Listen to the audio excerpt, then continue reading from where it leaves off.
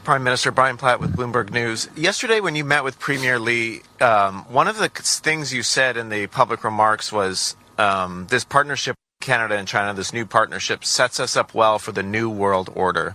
What did you mean by that? What is the new world order? Well, it's a great question, Brian, because I think the world is still determining what that order is going to be. And let's be clear what we're talking about first and foremost, which is what is going to govern global trade? What is the role of the WTO going to be? How important are bilateral deals such as the one we're developing, plurilateral deals, if I can use that term, Trans-Pacific Partnership, potential linkages between Trans-Pacific Partnership and the EU? Where is financial regulation, payment system regulation going to fit into that? All of these aspects, use fancy words, like the architecture, the multilateral system that has been developing these is being eroded, to use a polite term, undercut, use another term. That's what Mark Carney means when he uses the term New World Order. We're waking up this morning to a trade deal on certain things between Canada and China, EV and canola at the top of the list, and we're waking up to a big battle. We've got the Prime Minister of Canada saying this is a good deal for us, and we've got Captain Canada, Doug Ford, saying, nope, this ain't good. Let's try and get some answers here. Ian Lee from the Sprott School of Business. He's been such a vital resource on this show to break down these complex issues. Great mind in this country on economics. He's on the line. Ian, welcome back to the program. Good morning, and thank you for inviting me back. So who's right, Prime Minister of Canada or Captain Canada?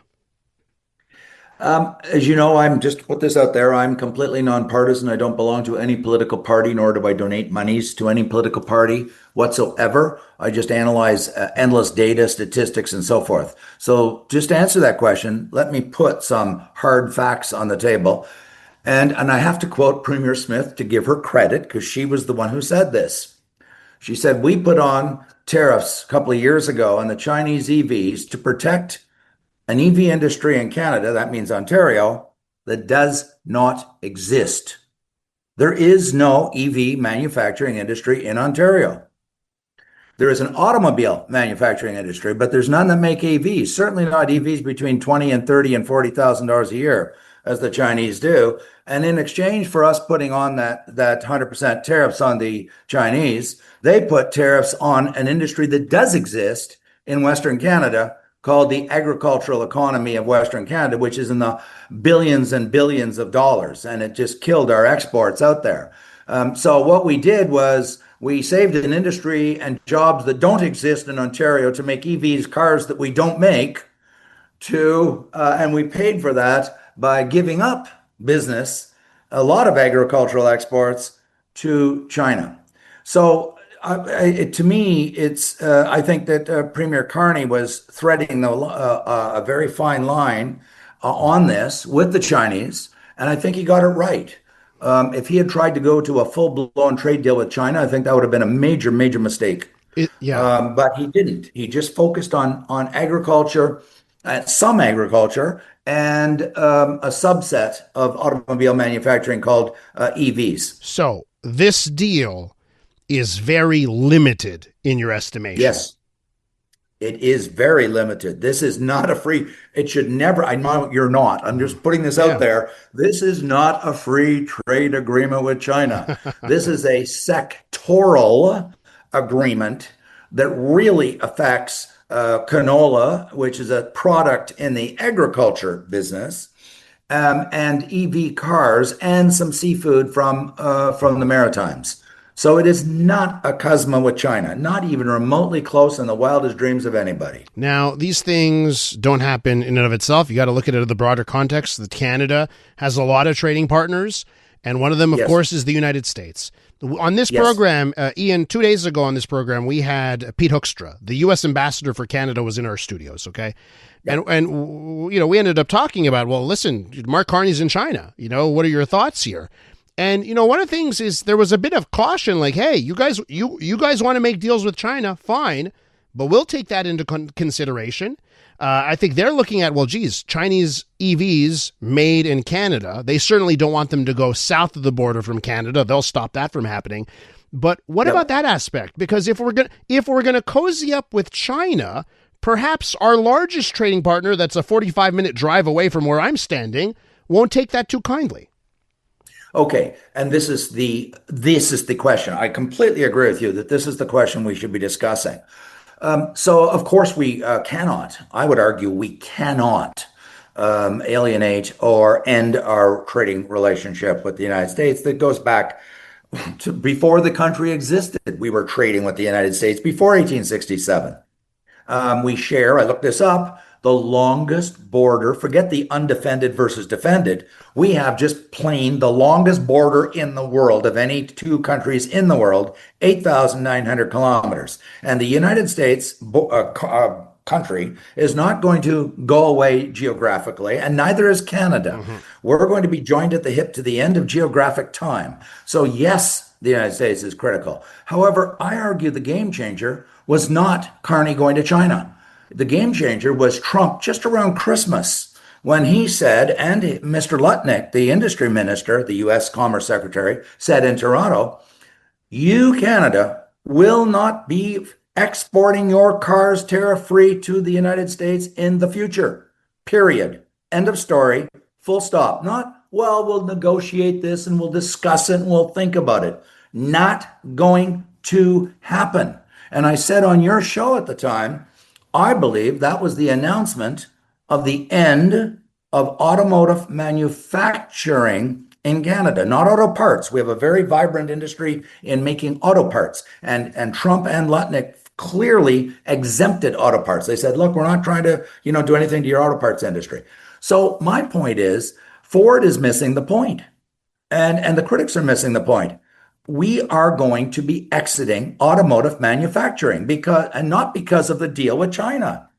The comments by Trump preceded, they were before this discussion and agreement today with China.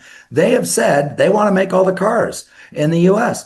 Trump has been saying this for 25 years, a quarter of a century. Mm-hmm. That's why I've also disagreed with Premier Ford, who for the last year said, Trump don't have a clue what he wants. He's irrational. He's crazy. He doesn't make any sense. Trump, I'm not here to defend him because I don't agree with Trump at all on tariffs. But he's been saying for his entire last quarter of a century what he wants. He wants to make America great again and bring manufacturing back to the United States. So we are going to be out of the auto industry anyways. But can I just ask you on that front, because your case on autos, right? Like the fact that the United States, and he's very clear, they want manufacturing back. Yep. They no longer want to give away manufacturing in technology or cars or whatever to China. But the other side of this is that, so Canada does buy a significant amount of cars from the United States. It's not like we don't buy their cars.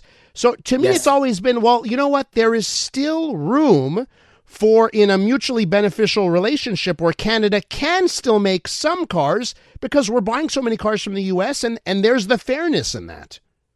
Well, what you've described essentially is the auto pack. I did a paper on this some years ago on the auto pack of 1965. Not trying to go back into deep history, but our auto industry was on its back. It was in collapse. And so then Prime Minister Pearson, the Liberal Prime Minister of Canada in 65, went to Lyndon Johnson, the President of the United States, and said, basically, help us. And they signed the auto pack and said, look, because you're selling so many cars to us, you should be allowing us to sell some tariff-free to you.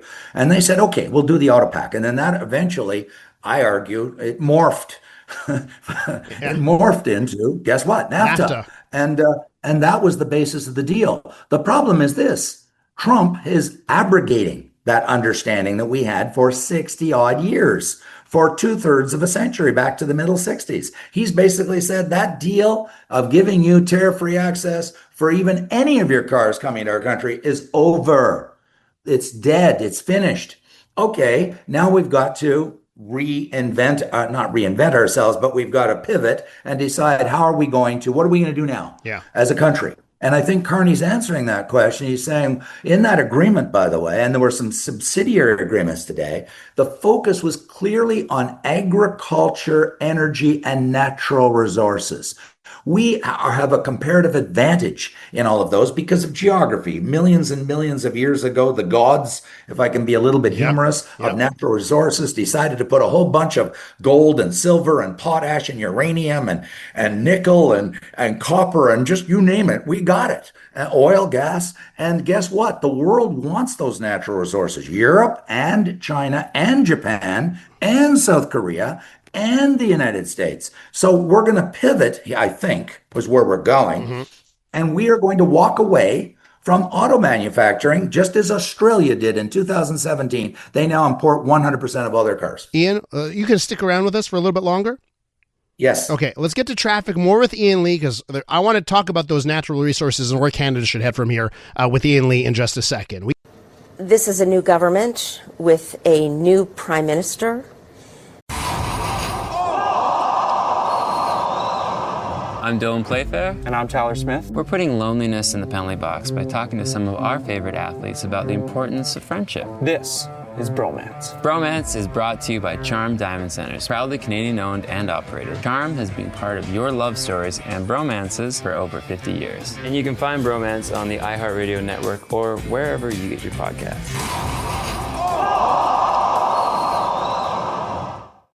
A new foreign policy and a new geopolitical environment. In this moment of economic stress for our country, it is necessary for us to diversify our trading partners. That sounds like a hostage video, doesn't it? But no, in fact, it's our Foreign Affairs Minister, Anita Anand, extolling the virtues of getting cozier just a little bit with China, waking up this morning to a trade deal with China on certain aspects here, canola, some other of the products that we make, like lobster, seafood, that kind of thing. And of course, Chinese EVs going to be allowed into the country, a 6.1% tariff down from the over 100% tariff. We're going to continue our discussion here with Ian Lee from the Sprott School of Business. So Ian, let me ask you to further a conversation on what Canada needs to do from here and our natural resources. Okay, you just made the case that God, right? We hit the jackpot geographically on what lies beneath our feet. So yes, let's talk a little bit about that. You mentioned all the how everyone wants it, but not all partners are created equal here. So what do you think our strategy should be? Elias, you're absolutely right. And to bring it now to square the circle, if I can, and bring in the U.S. back into this conversation, I think in the CUSMA negotiations, which are about to start imminently in Washington, D.C., we should be saying to the Americans and providing private and public assurances, we are not walking away from our long-term relationship that goes back to the origins and before of our country with the United States. We should be reminding the Americans and communicating to them, we did not do a comprehensive deal with China. We are not going to do a comprehensive trade deal with China. It will be limited to non-controversial areas. Food is not controversial. It's not security sensitive. We're not talking about advanced military technologies or military secrets or technologies that are militarily sensitive. We are not. None of these agreements. This is the dog, Sherlock Holmes. Did you notice anything? No, he says the dog didn't bark. Exactly, Sherlock. The dog didn't bark. There's nothing in any of these agreements that relate to anything that could be called sensitive. So wait, nothing there. Ian, can I just ask you? Can I ask you? We're talking fish and agricultural products and cars. Okay, but can I ask you something on that? Because of the cars, like cars are different nowadays. Like cars are now autonomous robots. My car drives me to work every day. The Chinese are working on similar technology, and the cars now are outfitted with cameras all over the vehicle. And we have this, we've banned the 5G from China. We've banned it, even though they dot our highways throughout the country, like the surveillance cameras for our highways, so many of them are made in China. We've pulled back on that. So there's my concern that, in fact, these cars are security surveillance threats. Or could be down the road. I don't think they're there yet. I should disclose, I've been teaching in China since 2002, once a year. I do not consult to any Chinese corporation or Chinese government. It's a Canadian MBA at my university with Dunghua University in Shanghai. And I've been going there for almost a quarter of a century. And my students pick me up at my hotel. They may take turns picking me up. And I've ridden, I believe, in just about every Chinese EV that is made in China. They are very sophisticated. Let me tell you, they have the 60% world market share, according to a new study that has come out by the IEA, International Energy Agency, which is a UN body. They have such a world market share because they make really, really good cars, to be blunt, and they make them very inexpensively. They're exporting a car to Brazil right now, the Gull. It's 15,000 US. Market retail price. That's about 22,000 Canadian. Yes. Can anybody imagine buying a brand new car for 22,000? But we're going to have to worry about what you just said in the near future and put constrictions and constraints around any agreement to guard against security issues. And I just want to ask you about those Chinese-made EVs, right? And when I went to Europe, I was in Portugal last summer, and regulations. Europe is all about regulations. So parts of Lisbon, you can't even drive in parts of Lisbon unless you have a quote-unquote green EV. So if you're taking an Uber or I forget what the other brand. There's another brand in Europe as well. I was taking a whole bunch of them, and they were either Teslas or BYDs. Okay. You mentioned a $15,000 vehicle sold in Brazil. The cars that could pass muster when it comes to safety checks, right? Because we have very serious safety standards, right? We do. Those vehicles, just how much are they? Because like the BYD, the Seal, the SUV, it sells, I think, for €30,000, but that includes the VAT. So I don't know how cheap are the vehicles that meet our standards. How cheap will they be? Elias, I'm glad you asked that question, and you're absolutely right. I go to Europe regularly too, and they're much further ahead in EV adoption than we are in Canada or the United States. And BYD, by the way, is a remarkable success story. And a full disclosure, I'm not sugarcoating what the Chinese have done. They've dumped, by studies I've read, good studies, between $250 billion in subsidies from the Chinese government into their Chinese EV industry. No wonder they're ahead of everybody. They put so much into it. Yeah. To your question, I don't think that there's going to be a Chinese EV from the company BYD at the low 20s. I think frankly, and you're right, we have all kinds of regulations about safety and the lighting and the airbags and you name it. I think they'll probably come in more like 30,000. But can I remind everybody, can anybody identify any new EV made in North America that is selling in Canada for 30,000? I defy anybody. They're in the $80,000 and $90,000 and $100,000 and $100,000+ range. There is no modestly priced EV for lower middle or middle class people in Canada. And we keep saying we want people to drive EVs, and then we don't make inexpensive EVs for ordinary Canadians. Mm-hmm. Yeah, and I think listen. I think you could look at the Nissan Leaf, the new Leaf, the Bolt. They are going down in price. Like the latest ones are getting there a bit. Tesla just last week, Tesla launched in the Canadian market their cheapest SUV yet. It's $50,000. Yes, $50,000. Yes. The previous lowest price was $65,000. Now you can get one for $50,000. But again, it's a more bare bones type of model. But still, there's movement there, and you wonder, they're shipping that from Berlin, by the way. What happens when they can ship it from their factory in China to that vehicle?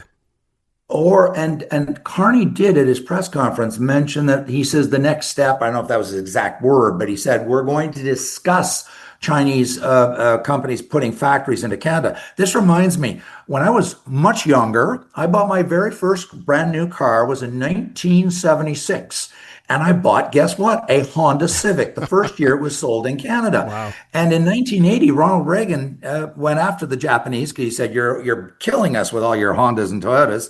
He forced them to sign a quota tariff agreement similar to what we just did today in China. And they limited their production, but they also promised to, guess what? Build plants to build Hondas and Toyotas in Canada and the United States. And they did. And they're some of our most successful auto plants. So maybe the next step is to have the Chinese BYD come and build some plants in Canada. So Ian, I guess we'll have to wrap on this. I'm short on time. Is it reasonable to think that BYD and Foxconn's getting involved in this? There's a whole bunch of companies in China getting involved in this space. Is it reasonable to think that they can pop out EVs like Pez out of a Pez dispenser in China, that it makes sense for them to start from scratch and build factories in Canada and deal with Canadian workers and Canadian unions? I don't know if that's reasonable.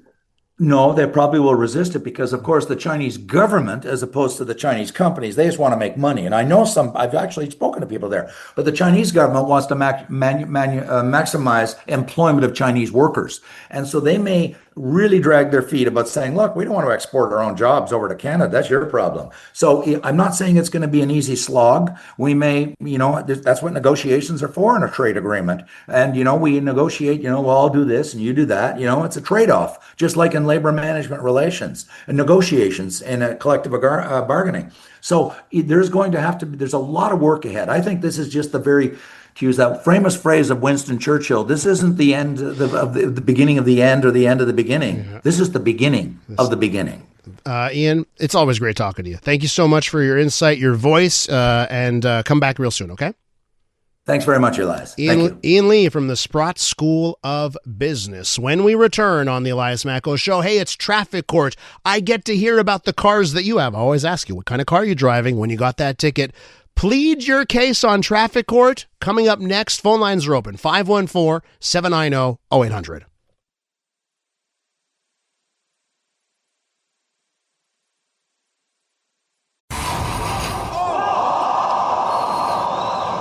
I'm Dylan Playfair. And I'm Tyler Smith. We're putting loneliness in the penalty box by talking to some of our favorite athletes about the importance of friendship. This is Bromance. Bromance is brought to you by Charm Diamond Centers, proudly Canadian-owned and operated. Charm has been part of your love stories and bromances for over 50 years. And you can find Bromance on the iHeartRadio network or wherever you get your podcasts.